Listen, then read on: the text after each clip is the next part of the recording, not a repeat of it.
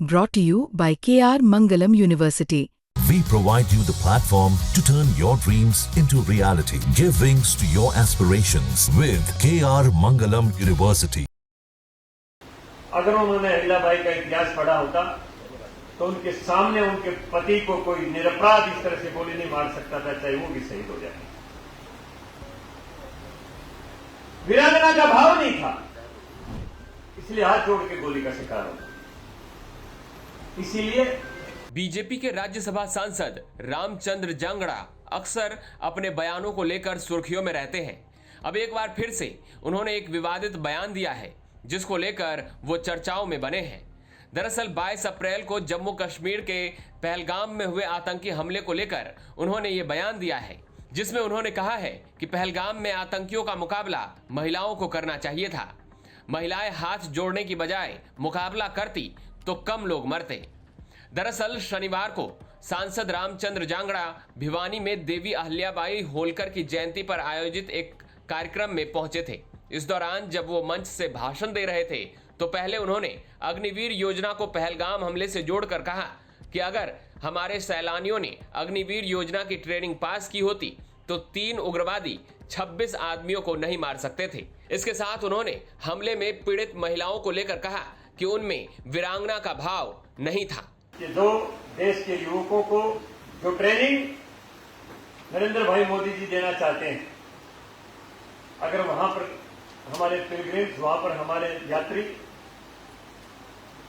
अगर वो ट्रेनिंग पास किए हुए होते तो 3 उग्रवादी 26 आदमियों को नहीं मार सकते। जिसके हाथ में जो कुछ भी आता, चाहे लाठी, चाहे डंडा, चाहे कुछ भी, और वो चारों तरफ से लेकर उनकी तरफ दौड़ते, तो दावा करता हूं 5 या 6 कैजुअल्टी हो सकती थी, वो तीनों वो भी मारे जाते। लेकिन हाथ जोड़ने से कोई छोड़ता नहीं। हमारे आदमी वहां पर हाथ जोड़ के मारे गए। जो व्यक्ति मारने के लिए आए हैं, जिनके अंदर दया का भाव नहीं है, हाथ जोड़ने से कैसे माफ कर दें? उनका तो अहिल्याबाई की तरह प्रतिकार करना होगा। और अगर वहां पर जो हमारी वीरांगनाएं बहन थी, जिनकी मांग का सिंदूर छीन लिया गया, अगर उन्होंने अहिल्याबाई का इतिहास पढ़ा होता तो उनके सामने उनके पति को कोई निरपराध इस तरह से गोली नहीं मार सकता था, चाहे वो भी शहीद हो जाए। वीरांगना का भाव नहीं था, जोश नहीं था, जज्बा नहीं था, दिल नहीं था, इसलिए हाथ जोड़ के गोली का शिकार हो। इसीलिए ये संग्राम का इतिहास पढ़ाने की परंपरा भारत देश में 2014 के बाद हमारे यशस्वी प्रधानमंत्री ने शुरू की। कार्यक्रम के अंत में सांसद रामचंद्र जांगड़ा ने मीडिया से बात की। इस दौरान जब एक पत्रकार ने पहलगाम हमले के आतंकियों की गिरफ्तारी को लेकर सवाल किया तो रामचंद्र जांगड़ा इस सवाल को टाल दिया। उन्होंने कहा कि भले ही आरोपी ना पकड़े गए हों, लेकिन हमारी सेना ने उनके ठिकानों को नेस्तनाबूद कर दिया और साथ ही उनको संरक्षण देने वालों और ट्रेनिंग देने वालों को भी भारतीय सेना ने मार दिया। अब इस जवाब के बाद मंच से दिए बयान को लेकर जब पत्रकार ने सवाल किया तो सुनिए उन्होंने उस पर क्या सफाई दी। पहलगाम हमले में आतंकवादी थे तो ना पकड़े गए, ना मारे गए, क्या कहेंगे सर? केवल आतंकवादी नहीं, उनके सरगना भी मारे गए। कौन थे सर? कहाँ पता चला पकड़े भी नहीं गए? देखिए, बात यह है, पकड़े ना गए वो अलग बात है, लेकिन जहाँ उनके ठिकाने थे, जहाँ पर उनको ट्रेनिंग मिलती थी, उनको पूरी तरह से नेस्तनाबूद कर दिया। और केवल आतंकवादियों को नहीं, उनको संरक्षण देने वालों को, उनको ट्रेनिंग देने वालों को भी मार दिया भारत की सेना ने। आतंकवादियों को मारे जाने की बात है, 3 से ज्यादा नाम भारत सरकार नहीं गिना चाहिए, तो क्या मानते हो, क्या इसको अभी वो नाम आने बाकी?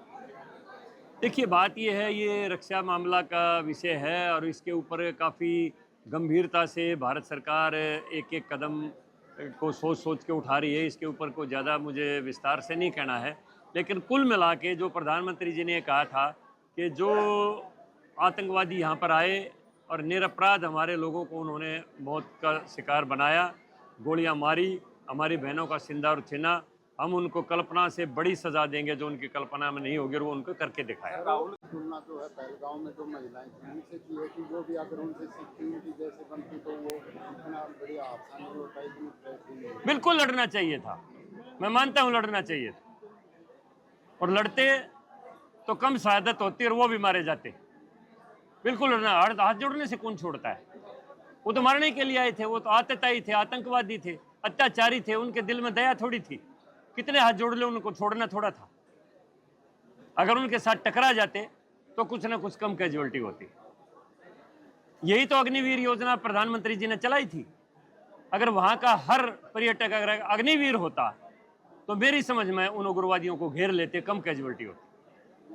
कोई महिला आतंकवादी से मुकाबला कर सकती है? हाँ, कोई महिला आतंकवादी से मुकाबला कर पाए, इतना साहस होता है? क्यों नहीं? देवी अहिल्याबाई क्या थी? महिला थी ना। रानी झांसी की लक्ष्मीबाई क्या थी? वो महिला थी ना।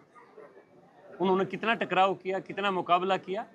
हमें यही तो भाव जगाना अपनी बहनों के अंदर कि वीरता के भाव से रहे। सर, भारत की नीति के लिए पर वो फर्स्ट क्यों नहीं? ये उसकी बौखलाहट थी। देखिए, 1 बजे का मीटिंग का समय था और मैं ठीक टाइम के ऊपर मीटिंग में चला गया, 1 मिनट पहले चला गया। मीटिंग शुरू नहीं हुई थी तो मुझे सीओ जिला परिषद रिसीव करके अपने कमरे में ले गया। सर, मीटिंग शुरू नहीं हुई। जैसे ही डिप्टी कमिश्नर को पता चला कि सांसद आए हैं, मेरे बारे में पता चला, वो मुझे विश करने के लिए कमरे में आया, मेरे पास बैठे, चाय पी हमने, 15 मिनट हमने वेट की। फिर मैंने कहा कि भाई दीपेंद्र जी का पता करो कहाँ पर है। वो आए नहीं, 1 बजे मीटिंग का समय था तो पता चला कि वो घर से चल रहे हैं। तो मैंने कहा कि भाई चलो इतने बैठते हैं, आ जाएंगे। तो डीसी नेचुरली, मैं भी मेंबर पार्लियामेंट हुए पर हाउस का हूँ, तो नेचुरली मेरे साथ अंदर चले गए डीसी, और बाकी के अधिकारी उसको रिसीव करने के लिए खड़े हो गए। तो इनको नहीं इतना बौखलाना चाहिए था कि डीसी मेरे प्रोटोकॉल के मुताबिक मुझे रिसीव करने के लिए क्यों नहीं आया, मैं चेयरमैन हूँ, मैं मीटिंग के पीछे बाहर निकाल दूंगा। ये बौखलाहट है। मैं भी मेंबर पार्लियामेंट हूँ, उनको समय पर आना चाहिए था। समय पर आते तो डीसी भी वहीं पर खड़ा था, सीओ भी वहीं पर खड़ा था, एडीसी भी वहीं खड़ा था। मैं समय पर आया तो मुझे लेके आगे, वो उनको समय पर आना चाहिए था। लेकिन ये जो है ना, बौखलाहट में ऐसी बातें किसी अधिकारी के प्रति नहीं करनी चाहिए। अशोक अरोड़ा जी पे हमला हुआ है, कांग्रेस के विधायक हैं। देखिए, ये पार्षदों ने किया है। देखिए, मैं नहीं, पार्षदों ने नहीं किया है, वो कुछ पार्षद प्रतिनिधि वहाँ पर गए थे।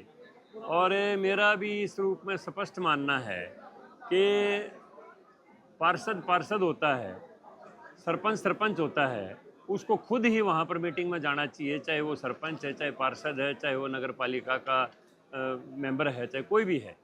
प्रतिनिधि अगर जाता है तो ये प्रथा थोड़ी सी गलत है। और अगर उसने, अशोक अरोड़ा जी ने ये सवाल उठा दिया भाई पार्षद को खुद आना चाहिए, प्रतिनिधि को नहीं बैठना चाहिए, तो उसमें कोई अशोभनीय व्यवहार नहीं करना चाहिए था। बेशक अशोक अरोड़ा जी कांग्रेस के हों, लेकिन सम्मानीय हमारे विधायक हैं, वो भी हम उनका सम्मान करते हैं। और किसी भी पार्षद प्रतिनिधि को, किसी भी विधायक के प्रति असम्मानजनक व्यवहार नहीं करना चाहिए, ऐसा मेरा कहना है। इस यात्रा को आप कैसे देखते हैं? देखिए, राहुल गांधी की बात को कोई भी गंभीरता से नहीं लेता है और लेना भी नहीं चाहिए। वो विदेशों में जाके भारत की प्रतिष्ठा के खिलाफ बात करता है, एक जगह जाके कुछ बात करता है, दूसरी जगह जाके कुछ बात करता है। तो देश भी, मेरी समझ में कोई भी देश का कोई मतदाता, कोई भी वर्ग राहुल गांधी की बात को गंभीरता से लेता नहीं है। और जहाँ तक सवाल है कांग्रेस का, अब देखिए, कांग्रेस का एक नेता जो बुद्धिजीवी है, शशि थरूर है, हमारे एक डेलीगेशन का, प्रतिनिधि मंडल का, जो विदेशों में पाकिस्तान की असलियत बताने के लिए जो गए हैं, ऑपरेशन सिंदूर की और आतंकवाद की घटना का पूरा विस्तार से दुनिया को बताने के लिए जो हमारे डेलीगेशन गए हैं, एक डेलीगेशन का नेतृत्व खुद शशि थरूर कर रहे हैं। सर, ऑपरेशन सिंदूर को लेकर तो तिरंगा यात्रा निकाली, क्या है? तिरंगा यात्रा जो निकाली जा रही है ऑपरेशन सिंदूर के बाद, कांग्रेस कहती है कि हाँ, उसको भी शामिल किया जाता है, सभी पक्षों को शामिल किया जाता है। ये बीजेपी की जीत नहीं, ये सेना की जीत है। तो निकाले ना कांग्रेस भी, कौन मना करता है? कांग्रेस भी निकाले तिरंगा यात्रा। और हमने तो, हमारे सेनानियों ने जो पराक्रम दिखाया, बिना किसी कैजुअलिटी के पाकिस्तान के ऊपर उसके पूरे सिस्टम को नेस्तनाबूद कर दिया। चाहे वो रहीम खान एयरपोर्ट था, चाहे कोई दूसरा खान, चाहे सरगोदा था, चाहे लाहौर था, चाहे रावलपिंडी था, सब जगह के उनके ऊपर बिल्कुल स्टीक अटैक किया हमारी सेना ने। और एक भी ड्रोन हमारी सीमा को क्रॉस नहीं कर सका। अगर क्रॉस करने की कोशिश की तो आसमान में ख़त्म हो गया, नीचे उसके अवशेष आके पड़े हैं। और हमारी जितनी ब्रह्मोस मिसाइलों ने टारगेट तय किए, बिल्कुल टारगेट के ऊपर जाके अटैक किया। तो सेनाओं के पराक्रम दिवस के रूप में भारतीय जनता पार्टी ने तिरंगा यात्राएं निकाली हैं।